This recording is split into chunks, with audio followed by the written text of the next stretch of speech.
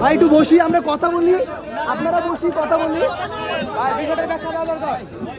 আপনারা তো কথা শুনবেন।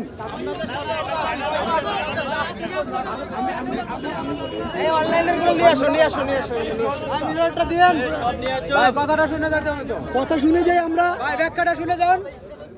আপনাদের তো ভাই ব্যাখ্যা শোনা দরকার, উত্তর তো পাইতে হবে।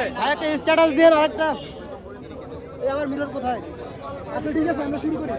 ওকে ওকে, পরে কথা হবে এটা নিয়ে। আপনাদের সাথে ইনশাল্লাহ আমরা বসবো এবং ভুল বুঝাবুঝির সমাধান হবে।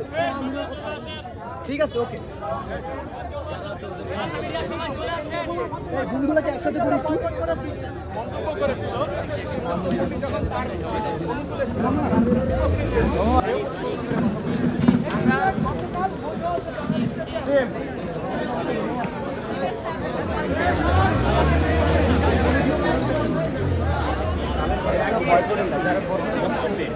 ফাতেমা কিছুদিন আগে সাংবাদিকদের ডেকে নিয়ে গিয়ে একটি হলে প্রচারণা করেছিল।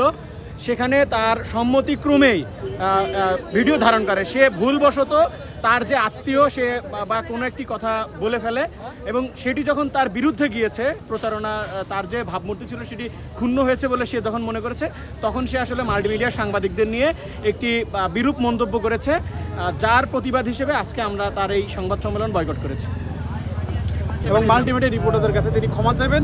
আমরা যতক্ষণ পর্যন্ত তিনি মাল্টিমিডিয়া রিপোর্টারদের কাছে দুঃখ প্রকাশ করবেন না, ক্ষমা চাইবেন না, ততক্ষণ পর্যন্ত ওনার কোনো নিউজ কভারেজ আমরা করব। ভাই দর্শকদের আচ্ছা আরেকটা প্রশ্ন আছে, সেটা হচ্ছে আমরা স্পেসিফিকলি জায়গা থাকতে চাই। উনি যেহেতু মাল্টিমিডিয়া রিপোর্টারদের নিয়েই ওনার অসুবিধা এবং মাল্টিমিডিয়া রিপোর্টারদের কারণে ওনার নির্বাচনী প্রচারণায় উনি বলছেন যে দাবি করছেন ওনার বিঘ্ন সৃষ্টি হচ্ছে। আমরা ওনার নির্বাচনী প্রচারণায় বিঘ্ন সৃষ্টি করতে চাই না। আমরা চাই উনি নির্বিচ্ছিন্নভাবে নির্বাচনী প্রচারণা চালাক এবং আমরা আমাদের যেই অপমান করেছে আমরা আসলে তার কথা আমরা ক্ষুব্ধ হয়েছি, আমরা মর্মাহত, আমরা বিব্রত যে ওনার কথায়। এই কারণে আমরা চাচ্ছি যে ওনার কথাও প্রত্যাহার করবে এবং ক্ষমা চাবে, সোশ্যাল মিডিয়া পোস্ট দেওয়ার মাধ্যমে জাতিকে জানিয়ে দেবে। Thank you. আমি ফখরুল ইসলাম, আপনি কোন হাউসে কাজ করেন?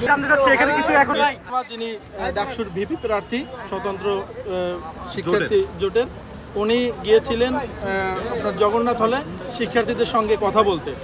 ঠিক তখনই একজন আমাদের মাল্টিমিডিয়া জার্নালিস্ট, তার ফোনে একটা ক্লিপ রেকর্ড হয়ে যায় যে উনি বলেছেন যে এস আলম ওনার আত্মীয়। তো এটা স্বাভাবিকভাবেই যেহেতু রেকর্ড হয়েছে আমরা প্রকাশ করেছি। তো সেখানে দেখা যাচ্ছে উনি এটার ব্যাখ্যা না দিয়ে উনি এখানে যারা মোবাইল সাংবাদিক বা মাল্টিমিডিয়া সাংবাদিক আমরা যারা আছি তাদেরকে নানান ধরনের অপমানজনক কথা বলেছেন, যেটা আমাদের যেই মোবাইল সাংবাদিক যারা মাল্টিমিডিয়া জার্নালিস্ট তারা আসলে ব্যথিত হয়েছে।